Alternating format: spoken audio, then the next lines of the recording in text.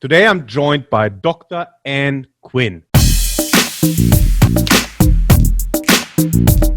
Ann is a performance expert. So where do we start? Ann has so many achievements and has been involved in multiple successful athlete campaigns, including Wimbledon champion Pat Cash, two-time Grand Slam champion Pat Rafter, the Australian cricket team members, Paralympic champion Chingo Konida, and holds a degree in multiple academic degrees, including a PhD in psychology and a master in exercise physiology. More I will put on my website.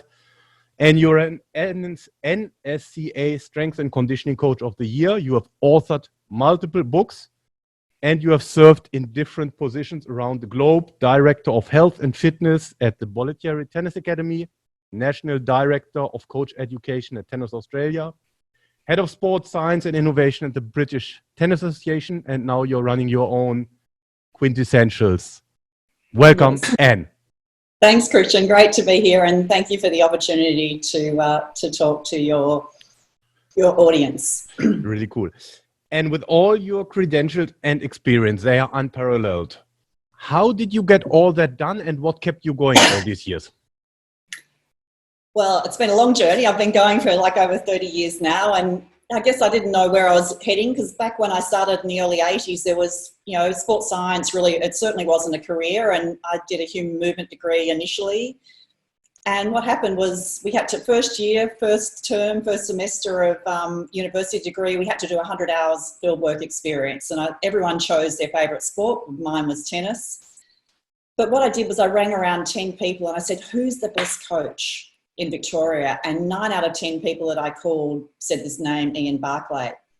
And so I rang up Ian and I said, look, I'm a young student wanting to come and get some fieldwork experience, can I come? And he said, sure, love, come and join. And that 100 years, is still a journey we share together, over 30 years later. But anyway, that 100 years turned into the next 5 years of my life working as his assistant coach. And he had all these really great kids. And I said to him, Ian, we've got to do more than just hit tennis balls with these kids and coaching them, because he had like 6 or 7 national junior champions. And so being a keen student, I took them all out to the university and do all the fitness testing and everything on them, and every subject I would do my assignments on them and everything. And so that kind of started the journey in terms of, okay, what more can we do besides actual coaching of the sport? And so it started the whole strength and conditioning journey for me. And then fast forward 5 years, I thought, okay, I'd love to continue this, but no one else was doing it, in terms of the industry hadn't grown. And I think there was one gym in the whole of Melbourne at that stage. And there certainly wasn't any sports science studies you could continue on doing at master's degree level or anything like that. And so I thought, okay, let's explore what's going on in the world. And so back then there was no internet and no computers, and so I typed 300 letters and I sent them out all over the world. And I thought, okay, let's find out what the best people are doing in health and fitness and tennis. And I didn't know where it was going to lead, and I thought, and I was prepared to work for nothing. I thought, I just want to get experience. I want to learn from the best people in the world. So anyway, those 300 letters turned into 70 job offers. And I was like, oh my golly, this is really exciting. So as soon as I finished my 5 years, because I did a dip ed as well, so I was thinking maybe I'll go and finish up teaching phys ed. But what happened also during those 5 years, I taught phys ed back at my old school. I was asked to go back to my old school and teach phys ed. I'd been athletics captain there, and so I knew everybody. But the coaching experience that I had as well made me quickly realise that I love coaching more than I love teaching, because you'd teach the kids at school and half of them, they didn't like sport. They didn't want to be there. They hated sport. And so whereas you turn up at coaching and it's like the kids would be running up to see you. They couldn't wait to see you. They were so excited. And I thought, that's where I want to be. I want to be with people that really love to do it.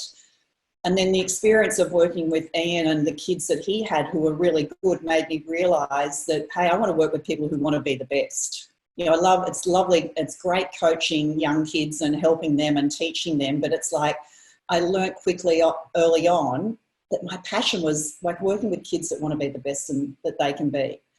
And so that led me to exploring what's going on around the world. So I thought, okay, I'll go away for 12 months, give it a go.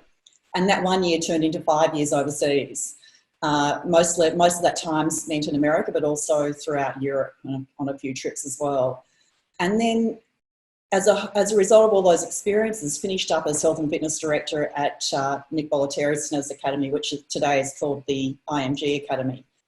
And that was just the most amazing experience. It's a brilliant setup. If anyone hasn't been there, I strongly recommend a visit. It's just, probably one of the best setups in the world. And that was just fantastic, because suddenly I had, probably 5 of the top 10 tennis players in the world that I was having the opportunity to work with. And I thought, wow, this is like my dream job.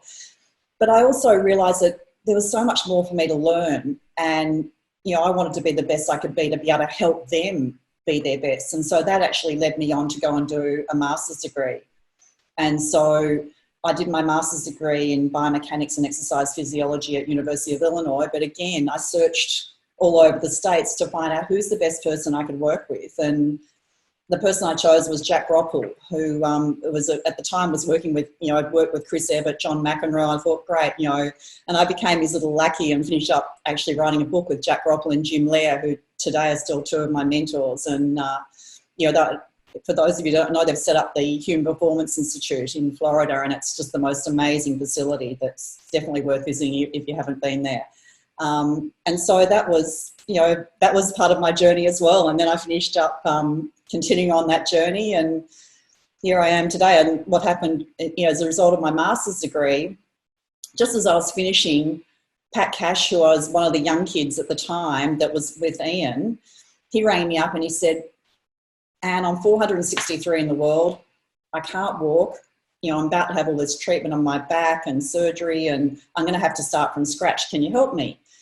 And I was at the time living in the States, and I said, well, I live here now and I'm finishing my master's degree, so I've got to finish that. And he said, that's fine, I'll come over here. And Ian, his coach, had become like another father to me. And so I thought, I'm happy to help just Ian out and get Pat back on the road. And I knew he could do something. And anyway, that journey was the start. I thought it was going to be like a month long, helping him to just get back to getting fit again. But that 1 month turned into the next 10 years of my life.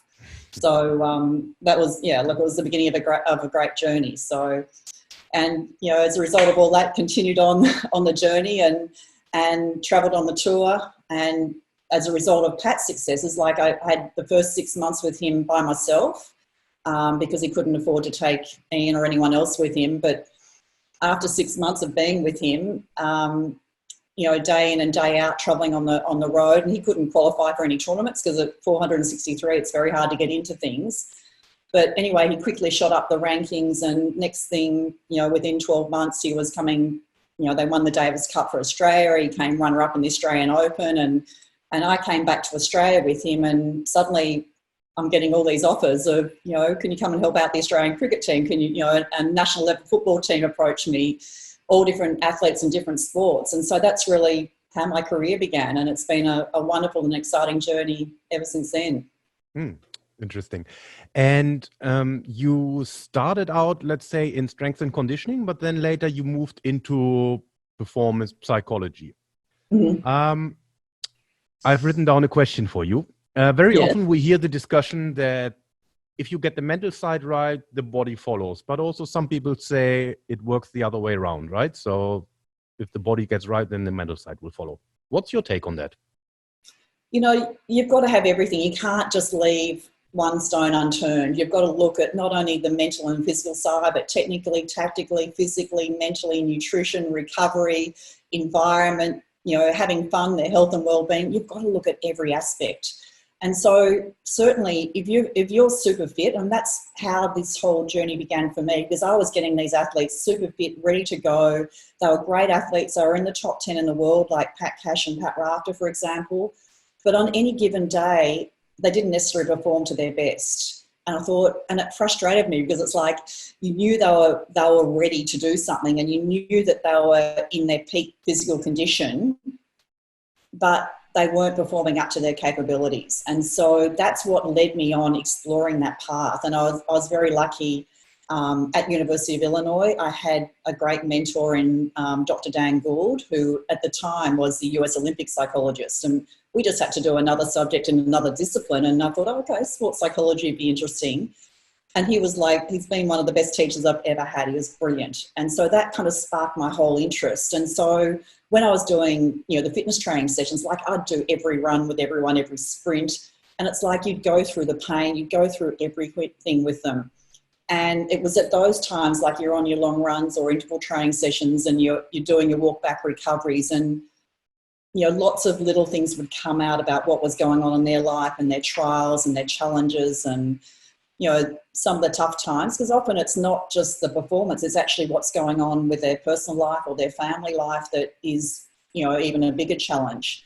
And so, you really got to know them so very well. And so I was naturally helping them, but I wasn't officially qualified to do that. And so I'd seek out other people to help them. But that kind of sparked me on that interest. So I think, if you're super fit, you can certainly, it increases your confidence. You feel really good. You know that you can last 5 sets. You know you can go the distance, whatever it takes. And certainly the other way around, if you're incredibly mentally strong, it's like nothing's going to stop you.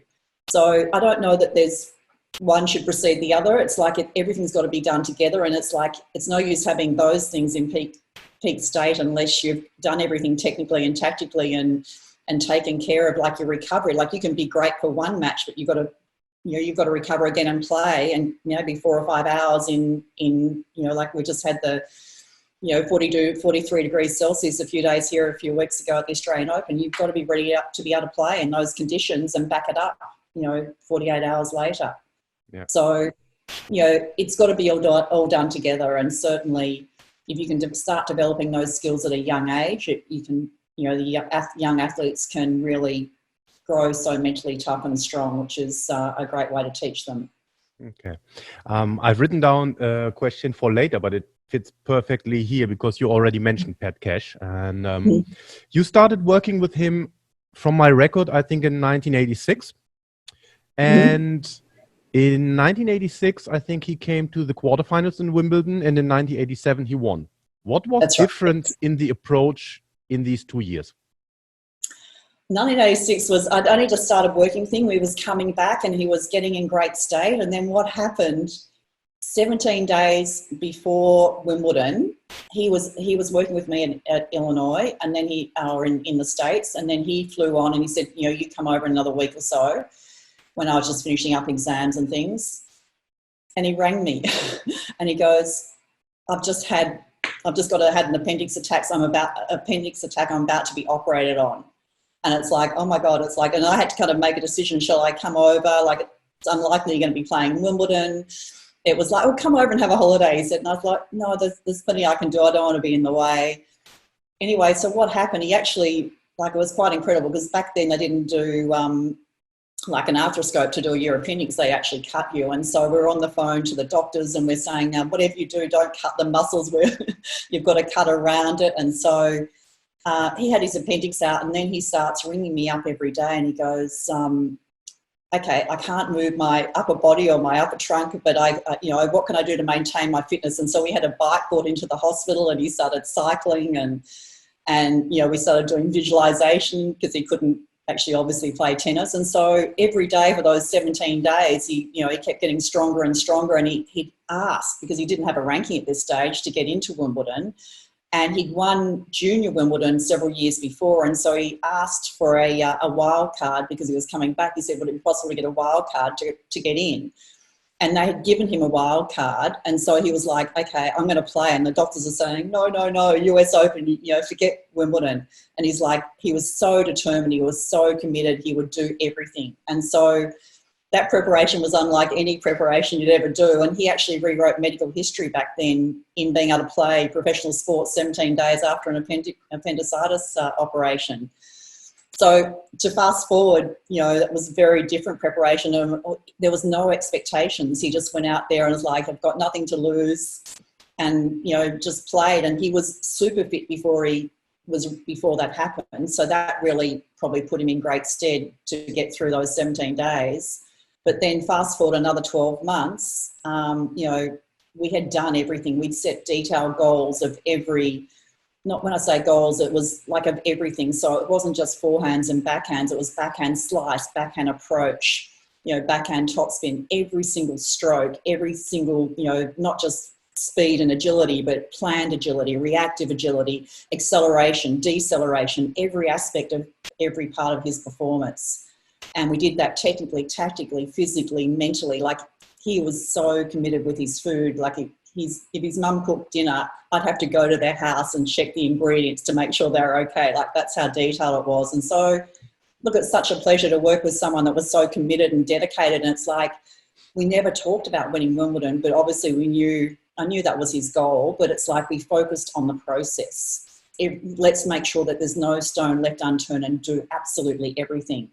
And then when you do that, winning will take care of itself. And, it was certainly a fantastic achievement to be there with him, having gone through operations and starting from scratch, starting from not being able to even walk, to come back to win the pinnacle tournament of your sport. It was a brilliant achievement. So it was great to share that special moment. And he was the first one to ever climb up in the stands, like to break all protocols at Wimbledon. So I was like, oh my God, what are you doing? And it was a very special moment in sport. Yeah, cool. And in your journey as a performance expert, what was your darkest moment? So fast forward another 10 or 15 years, I was National Director of Coach Education at Tennis Australia, and suddenly overnight my father had a stroke. And so I actually got thrown in the deep end, and I had to take over running his furniture company, furniture manufacturing company. And, look, obviously family always comes first. That's more important than anything else. And so I lovingly did it, but underneath I was hurting. It was a tough position to be put in, to have to give up doing everything that you love and working in sport and having had the successes I'd had with so many athletes, and to be taken out of that environment into, managing 70 factory workers and managing an office. And it wasn't my passion. I'd be looking at my watch. It was like, how many hours have I got to go? It's like, I thought, I've never had to count the hours down in a day, and it's like I just dreaded going to work. It wasn't me, and I thought, and I have to do this for my dad, and I was like, okay, I was just like, how long? There was no end date, and so I actually, I did become quite depressed because I just wasn't happy. And I guess what kept me going during that time was because it was a factory, and in a factory setting, it was like you'd leave at 5 o'clock. So I was able to start coaching at 6 o'clock, and I was able to coach on weekends. So that was kind of what kept me going through that time. And I knew that it wasn't going to be forever. It was just a matter of working through that situation until my dad, we worked out a solution, which eventually was to sell a business. So I thought, this is not where I want to spend the rest of my life. And, it makes you appreciate, how lucky you are to do something that you love, and to be, traveling the world doing what you love and helping and inspiring and making a difference to other people. I just thought that's a much more exciting life to live. Yeah, and very often you just realize it when it's taken away, isn't it? Yeah, absolutely. It's like it's easy to get caught up in the stresses and the challenges of your daily lifestyle of working with these athletes, but then it's like when you're taken out of it, it's like you appreciate absolutely everything, and the wonderful opportunities that it brings with it as well. What was your best moment in all these years? It would have to have been Pat winning Wimbledon, coming from the journey that we went on, and being with, I was with him full time. So that was certainly a highlight, but there's been so many highlights. And, like, for example, just a few weeks ago, Shingo Kaneda, who I've worked with since 2006, and, he won his 10th Australian Open and 44th Grand Slam title. So that's been a great journey to have shared with him over all those years. And, sometimes in your life you get thrown things to do, or things to, opportunities, or you don't necessarily see them as opportunities, but like you get asked to do things that are outside your comfort zone. And so, for example, I was in Japan in Tokyo doing some coach education work, and they asked me to look at their wheelchair tennis players. And I said, look, I don't know anything about wheelchair tennis. It's not my area of expertise, but look, I'm happy to have a look. And so that was the beginning of the journey with Shingo back in 2006. But I guess, as I say to people, and one of my recommendations to like young people just starting out, or people in sports science, or if you're studying or whatever it is, it's like take up opportunities whenever they come. It's like I got asked to work with a boxer and a kickboxer as a result of the successes I was having with my athletes. And I said, look, I don't know a thing about boxing or kickboxing. It's like, I'm not sure about what they're going to do from a strength and conditioning perspective. And they just pleaded with me. And I was like, okay, I'll give it a go. But, what I did was I said, okay, I'm going to have to really get to know and understand your sport. And so I went and had boxing and kickboxing lessons. I went to their coach and I said, look, you need to teach me so I can better understand and write the programs for the athletes.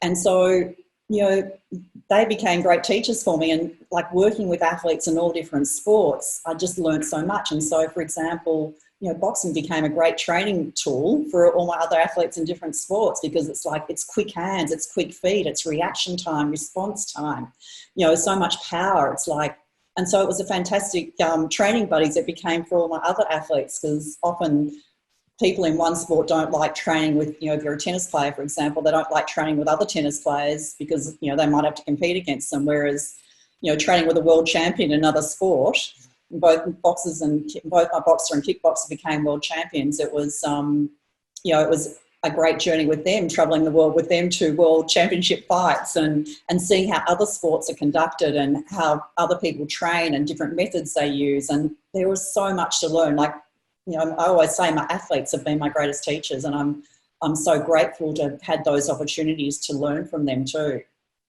I can relate to that. Yeah. What advice would you give a younger Anne if you could travel back in time? Something I was thinking about that because I listened to some of your other interviews in preparation for this, and you'd asked that, and I thought to myself, what advice would I give myself? And I thought, something, I don't know that I would have done anything differently. I was like, I've always had an incredible desire to learn. And so, writing those 300 letters. And when I think back to that, I thought that's pretty brave, not knowing where I was going and the big wide world out there. And you couldn't, like today, we could look on the internet and see what facilities look like. And, back then it was, $2 a minute to make a phone call internationally. And it's like you'd wait 3 or 4 weeks to get a response back from your letter, and you'd go to the letterbox to hear back from people. So I guess, I don't know that I'd change things, but I'd say never stop learning and go out and explore the world and get out of your comfort zone. Like I got out of my comfort zone so many times, like to do things in other sports, because it's easy to be a specialist in one sport. However, being challenged to go and take on a football team, I remember I thought, oh my God, I can't, I was the first female working in Australian rules football here in Australia. And so that was a bit daunting, but it's like, get out of your comfort zone and you can learn so much, and it forces you to keep learning and to look and to learn from others. Like I went off to Russia and to Bulgaria to train to see what are the strongest athletes of the world back then doing. Never ever stop learning. I guess, I've done that all my life, and I just say, follow your heart, follow your passion, do what you love, and give it a go. Really nice. Because every time you do something different, you continue to learn, and every time you don't do something so well, it's an opportunity to continue to learn again and grow from it. And I mean, you've partly answered that question, but what advice would you give to young aspiring students who want to go into the field of strength and conditioning, performance psychology, whatever it might be? First of all, you've got to do what you love. It's like, as I shared the experience of having to do something I didn't really enjoy. It's fine what you love, but try a lot of different experiences to find out, discover what you love. So, for example, me, doing the teaching versus the coaching, I soon learned that, hey, I love coaching. And then I loved, coaching elite versus coaching, people might like coaching young junior athletes aspiring because of their, they're wanting to be their best, to learn or whatever, their passion.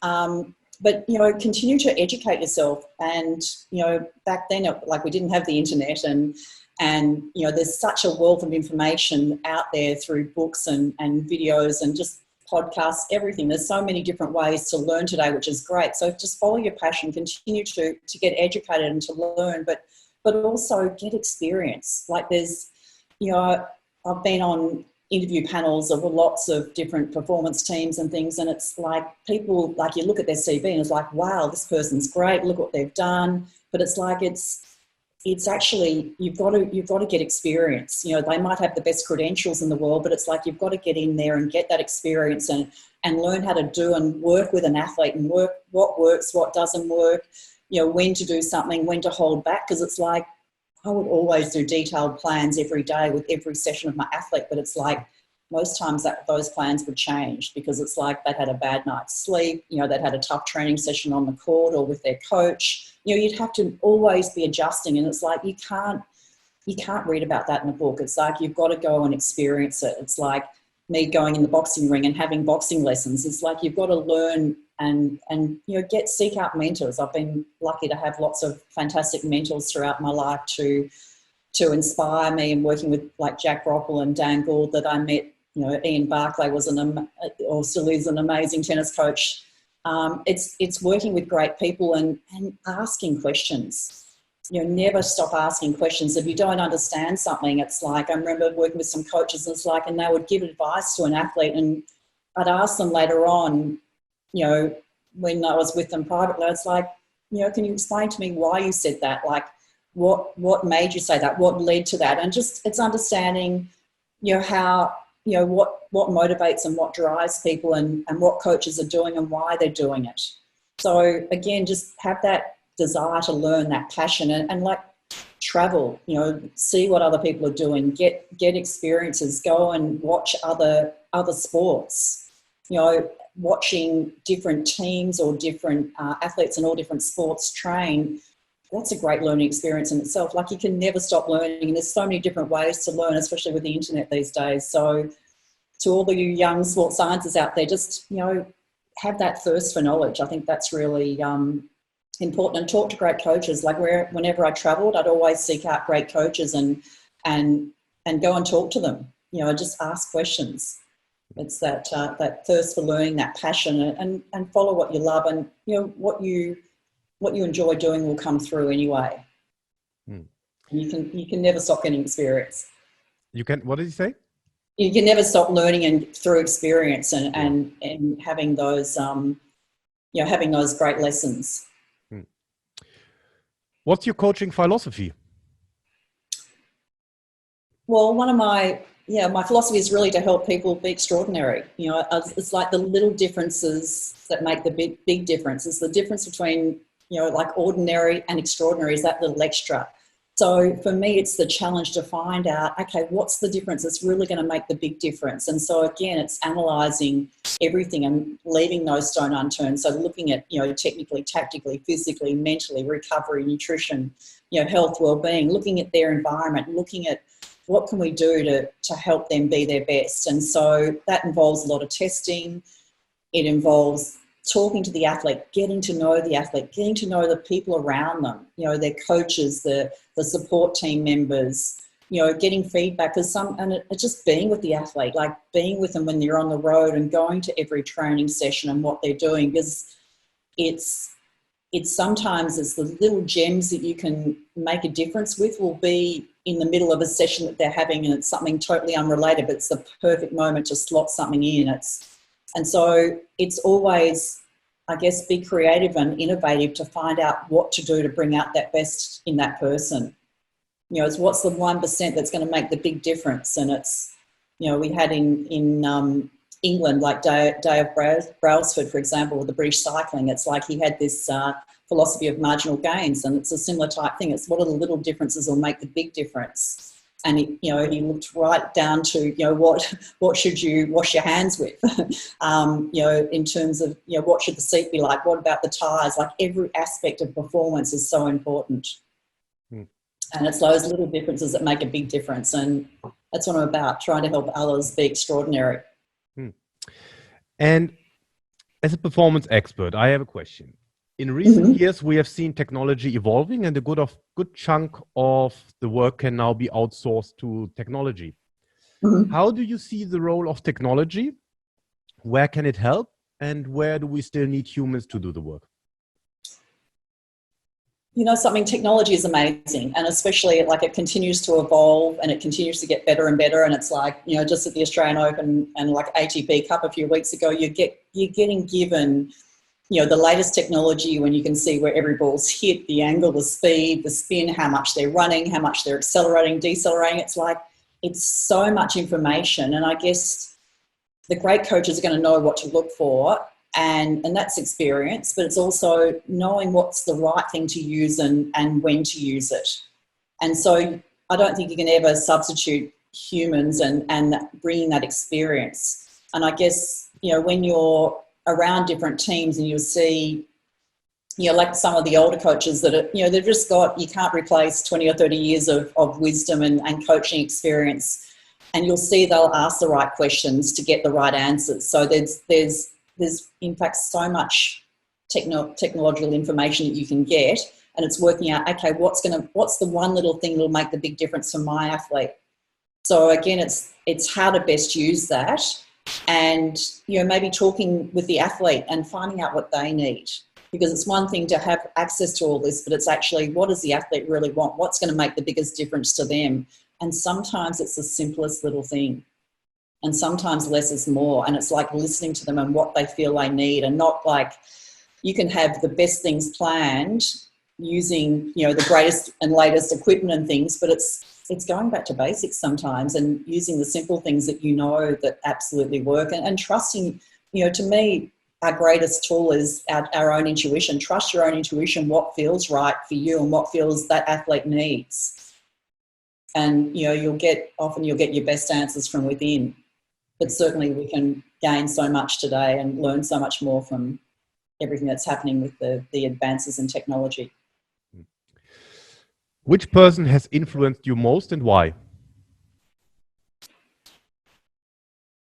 You know, there's been a lot of people. It's hard to say one. I guess I'm going to have to start saying with my dad has always been, you know, was my greatest influence in my life. Like he perhaps believed in me more than I believed in myself. And I remember like being given challenges, like, for example, you know, being offered a national football team, and it's like, oh my God, how am I going to look after the strength and conditioning of like 50 or 60 guys? It's like, you can do that. And it's like, and having that, you know, that gentle push to be able to go and do things that you'd never done before that, you know, no female has done.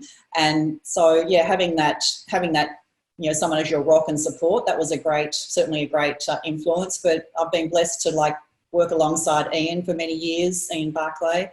And he was such a great coach and so much detail. And it's like, and, you know, you use video back then, which in the early 80s wasn't so prevalent, but we'd go back to his home and we'd have to download the video and we'd actually go through and slow it down. It'd be hard to slow it down. Technology's improved so much now, but you'd have the big thick cameras and you'd go through and you'd analyse every little detail. So you really learnt. And then, you know, I've had, as I mentioned, Jack Brockle and Jim Lur. Dan Gould was another one at University of Illinois. So look, I've been blessed to have so many great mentors along the journey. And I think, it's not just one person, it's the experiences and the, you know, the inspiration and the, you know, the wisdom of all those people I'm just forever grateful for. You've worked with two of Australia's best tennis players in their era, so Pat Cash and Pat Rafter. What would you say would be the commonalities between the two, and where were they different? Interesting, because they were both serve volleyers, but they were both very different individuals. And so, for example, with Pat Cash, you'd have to say no all the time. So we had an expression I used to use, save it for the bank. So he would want to go out, like he'd knock on your hotel room at 11 o'clock at night and he goes, will you come and just do a few more serves with me? I just want to get it right. And it's like, and like when he won Wimbledon, I went home, he stayed behind and did press and that for a few days, and I went home. And anyway, he arrives home 6 o'clock in the morning. At 7 o'clock in the morning, there's a knock on my door saying, come on, we've got to go and get ready. We've got a Davis Cup match next weekend. You know, we've got a US Open to get ready for. It's like, Pat, you've just won Wimbledon. Go and celebrate, have fun. I don't want to see you for a couple of days. It's like, go and enjoy and just celebrate and appreciate the moment with your family and your mates and your friends. Whereas with Pat Rafter, for example, it was like, when you're with him, he would absolutely do everything. He would give 110% of himself. But on the road, he would just go and like play the tournaments. And so when he'd come home, in between you'd have to kind of start again. You'd kind of lost 10% or so of your fitness because he'd kind of just played tennis when he was on the road. So you'd always have to, you know, to push him to go a little bit harder. And again, this is learning what's the best way to bring out something with an athlete, because what works with one athlete is not going to work with another athlete. So with Pat, you know, I said to his parents, it's like, you know, to start off with, he was just traveling with a group of players. And I said, look, I believe in Pat Rafter. I believe he's got a great future, but he's going to have to get a full-time coach. And it's like, you're going to have to you're going to really have to, you know, he was one of 9 kids. So, you know, finances weren't great. I said, you're going to have to, you know, get an individual coach to bring out the best in him, because he'd come from a Mount Isa in northern Queensland. Like he, you know, when he was learning tennis, he got his brothers before him who are older. He was number 7 in line. So they got more, he'd get 10 minutes at the end of a lesson. That was his coaching. And so he was still kind of raw, so to speak. And so he needed a lot more, he needed to learn a lot more.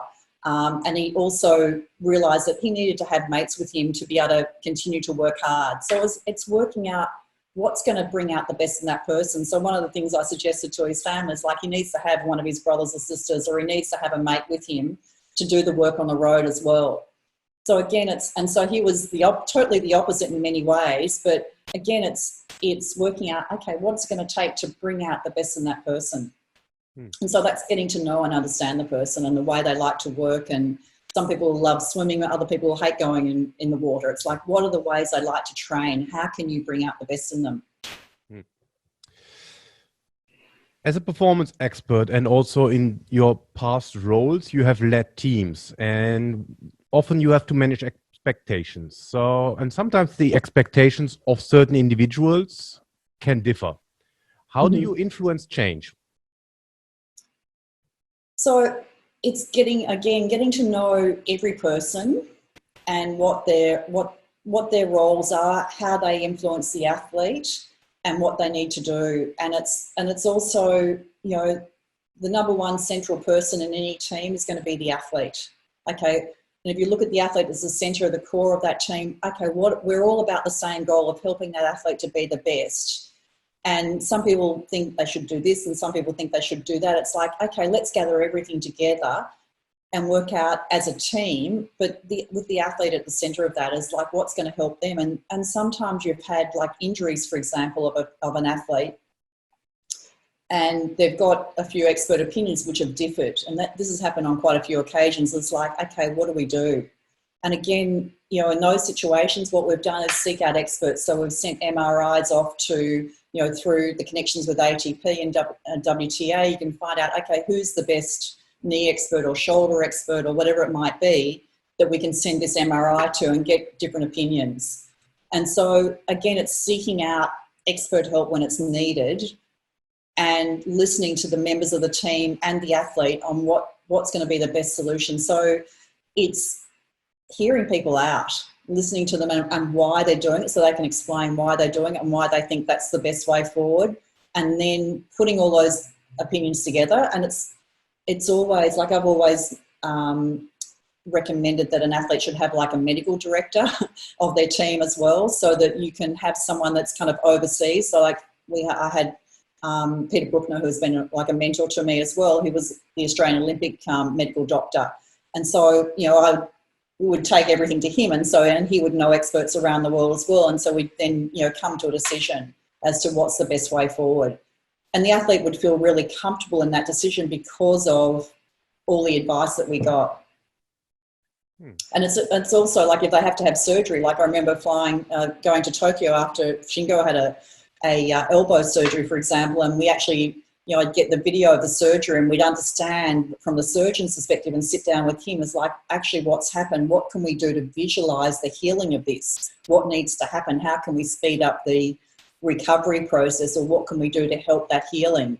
And then you'd come up with visualizations appropriate to help that healing process. So there's always many different modalities and ways of doing things. And again, it's having the athlete involved so they can get excited about, you know, where they're at and what the next step is, and feel totally confident in the decision being made, knowing that your team and the people around you have done everything as well. Okay. How does a day in a life of a performance expert look like? Oh, there's no typical day, which I guess is part of the excitement of it because there's so much variety. Like for me, like living in Australia, it's always a long way from everywhere. So like last year, I did 8 overseas trips. So, some of those trips are helping athletes. So it's like Wimbledon and US Open, for example. Some are, I have a mentoring role with the RTF with the top 8 girls and boys in the world. So it's going to China for that role. Some of them are speaking engagements, so it's preparing speeches. Some of them are I'm on professional development panels and boards. So there's never a typical day. I've also started doing a lot of executive coaching as well, which I really enjoy because you've got you're taking all the peak performance strategies that you use with athletes totally apply to CEOs and people who are trying to be their best and they've got teams of hundreds and thousands of people under them, and so that's been a great transition as well. And I'd love helping those people because they're doing wonderful things in the world. And so there is no typical day, whether it's coaching athletes, whether it's coaching executives, it's planning, it's preparing, it's doing a lot of travel. But that's the variety. Variety is the spice of life, and that's why I'm so grateful to be able to do all those different things and bring your experiences from working with great people all over the world to share and to inspire and to motivate others. And whether it's an athlete or an executive, how do you implement your performance services? What would be step 1, 2, 3? Just a rough outline. So first of all, it's talking to whether it's the athlete or the executive, it's finding out what do they really want, what's most important to them and what's worked for them in the past or what's led them to where they've got to. So it's understanding where they're coming from, their background. Some people you start with them and they've already had a lot of success. So, okay, what's led you to your success? What were the strategy you had in place that really helped you achieve? So it's understanding them and what's worked for them in the past. It's getting to know the support team around them. And so like if that was an executive, for example, it'd be getting to know, the family, getting to know their executive team, how they work. For the athlete, it's their support team, it's their partner, it's their family, whatever it might be. Getting to know everyone around them and gathering information from all of those people. And then obviously there's a lot of tests you can do. So you find out, okay, where are their strengths, where are their weaknesses, and what do we need to do? And then it's actually coming up with a plan. And sometimes, it can't, like Rome's not built in a day. It's something that has to be built up over time. And so it's actually deciding, okay, this is what we're going to do. It's not going to happen, overnight, but let's pick out what's the most important thing that's going to make the biggest difference right now as we progress on this journey. And saying to them sometimes, look, we're going to need a block where you can have several weeks of, working on this particular thing, because it's not going to be able to happen when you're on the road and traveling and competing. And for them to recognise the importance of sometimes stepping back in order to excel forwards, or taking a little retreat time out to work on many mental aspects and have deep discussions with them. So again, it's I guess it's talking to the athlete. It would be step 1, and getting to know all the people around them, and then it'd be doing all the testing and then working out, okay, let's decide the best plan of attack, having gathered all the information. What's their number one thing that the athlete wants to do together with the team? And then you start putting the plan in progress, and you show them, and if you can measure your success along the way so they can see their improvement, that really is, apart from you motivating them, they're being motivated by seeing the results too. What do you do if the results go backwards? So then it's like you've got to start looking at yourself. It's like, okay, what's happening? What's causing this? So, for example, I had an athlete one time was really struggling with sleep. And so we went down and it's like, okay, this is really going to impact your performance if a particular thing's not going so well. So we went and had a sleep study done. And as a result, the sleep study worked out that he actually slept a lot on his back. And when he slept in that position, his tongue was in the wrong position, so he wasn't breathing as effectively. And so therefore he wasn't getting his recovery. So there's always going to be a reason. If you're doing things and you're measuring things, you've got to look at yourself. It's like, okay, what can I do to make things better? But what's actually happening? What's the load? What's the performance load? What are they going through? And this is where you've got to work as a team to work out, like if someone else is doing like such a heavy load on the tennis court or on the track or whatever they're doing, and also in the gym, it's like it's working out what everyone's doing and measuring the loads along the way, and it's like, okay, is there sufficient recovery in here? What do we need to do to help the athlete recover more?